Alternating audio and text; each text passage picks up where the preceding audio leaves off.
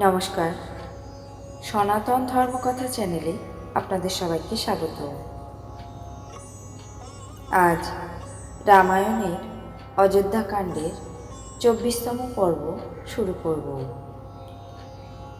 33 কোটি দেবদেবী, ব্রহ্মা বিষ্ণু মহেশ্বর, সর্বকালের সর্বসৃষ্টি, পিতা মাতা গুরু সবাইকে প্রণাম জানিয়ে এই পাঠ শুরু করছি। রানী কৈকেয়ীর কাছ থেকে ভরত সম্পূর্ণ ব্যাপারটি বিস্তারিতভাবে শুনলেন।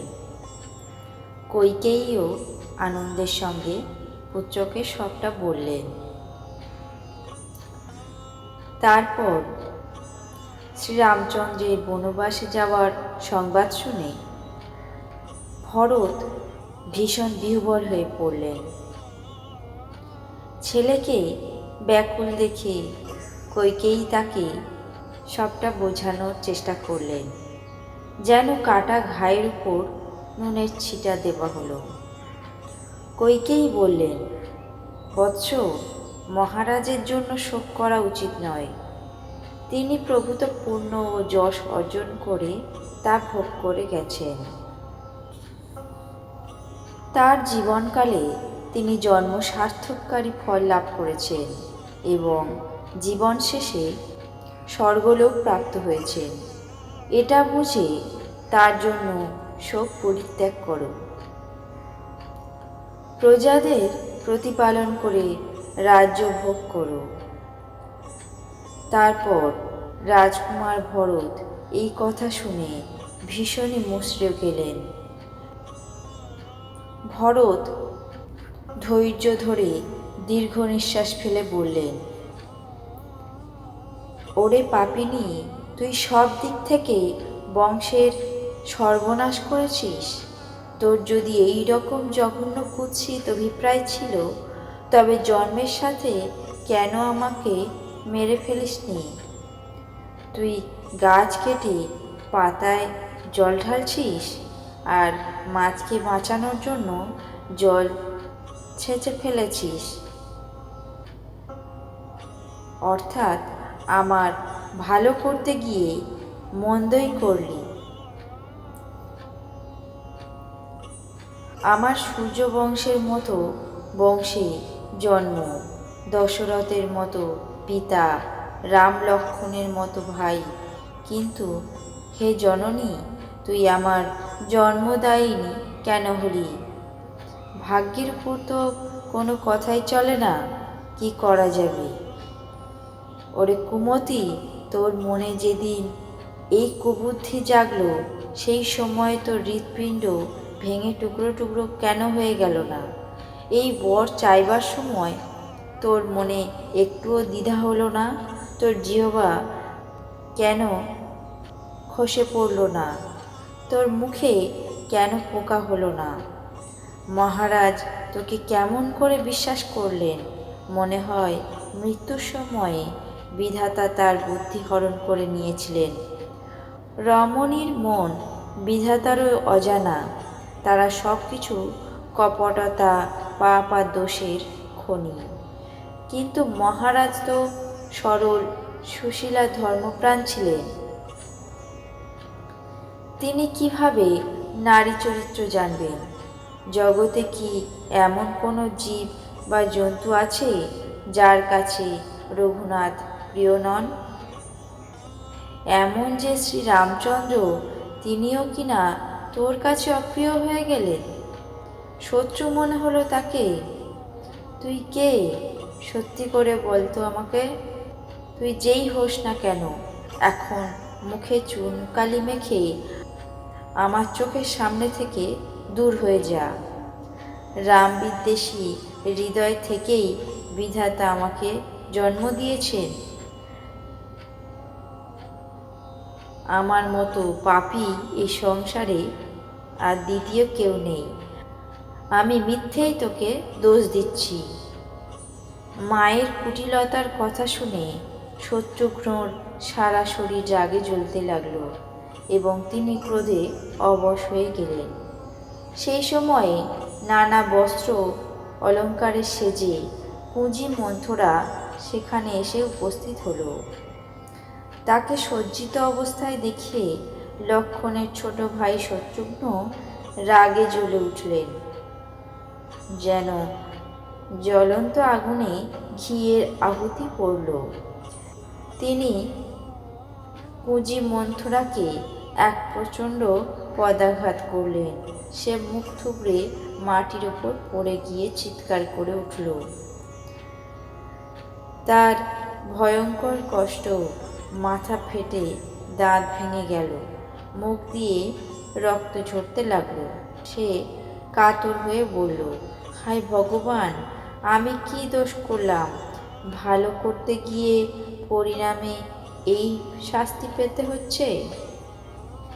তার এই কথা শুনে আর তাকে আপাদমস্তক পাপী জেনে শত্রুঘ্ন কুঁজির মাথার ঝুঁটি ধরে তাকে টানতে টানতে নিয়ে এলেন। তখন দয়ানিধি ভরত তাকে ছেড়ে দিতে বললেন।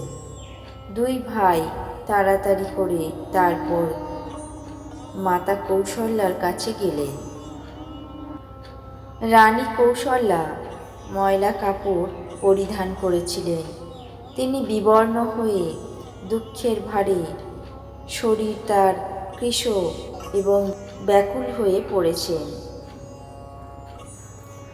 মনে হচ্ছিল যেন সোনার সুন্দর গল্পলতা বনে তুষারপাত হয়ে গেছে। ভরতকে দেখেই মাতা কৌশল্যা উঠে দাঁড়ালেন, কিন্তু মাথা ঘুরে মূর্ছিত হয়ে মাটিতে লুটিয়ে পড়লেন। কৌশল্যাকে দেখে ভরত বড়ই ব্যাকুল হয়ে পড়লেন এবং শারীরিক চৈতন্য হারিয়ে মায়ের পায়ের উপর পড়ে গেলেন। তারপর বললেন, মা, বাবা কোথায়? আমাকে দেখিয়ে দিন। মাতা সীতা এবং আমার দুই ভাই রাম লক্ষ্মণ এরা কোথায়? কইকেয়ী এই পৃথিবীতে কেন জন্ম নিয়েছে, আর জন্মেছেই যদি তবে বন্ধ্যা হয়ে কেন জন্মায়নি? ওই কইকেয়ী কুলের কলঙ্ক, অপযশ ভাজন, কুলজন দ্রোহী আমার মতো পুত্রকে জন্ম দিয়েছে। আমার মতো অভাগা ত্রিলোকে আর কে আছে? মা, আমার জন্য আজ তোমার এই দশা হয়েছে। পিতা আজ স্বর্গে, শ্রীরামচন্দ্র বনবাসে, কেতুর মতো আমি সব অনর্থের হেতু হলাম। ধিক আমাকে, আমি বাঁশবনে আগুন হয়ে জন্মেছি। এ দুঃসহ জ্বালা, দুঃখ এবং দোষের ভাগী হলাম। ভরতের কোমল মধুর বচন শুনে মাতা কৌশল্যা নিজেকে সামলিয়ে উঠে বসলেন। তিনি ভরতকে বুকে জড়িয়ে ধরলেন। তার চোখ দিয়ে অশ্রুধারা বয়ে চলল। সহজ সরল মা অত্যন্ত স্নেহভরে ভরতকে বুকে জড়িয়ে ধরে আলিঙ্গন করলেন। তার মনে হলো যেন শ্রীরামচন্দ্রই ফিরে এসেছেন। তারপর লক্ষ্মণের ছোট ভাই শত্রুঘ্নকে বুকে জড়িয়ে ধরলেন। মায়ের হৃদয়ে শোক এবং স্নেহ উতলিয়ে পড়ছিল। কৌশল্যার ব্যবহার দেখে সকলে বলা বলি করতে লাগলো, শ্রীরামচন্দ্রের মায়ের এই তো যোগ্য ব্যবহার। তিনি ভরতকে কোলে তুলে নিয়ে তার চোখের জল মুছিয়ে মিষ্টি কথায় বললেন, বাছারে, তোমার দোহাই, তুমি এখন ধৈর্য ধরো। সময় আমাদের খুবই খারাপ যাচ্ছে, বুঝে শোক পরিত্যাগ করো। কাল ও কর্মের গতি বদলানো যায় না,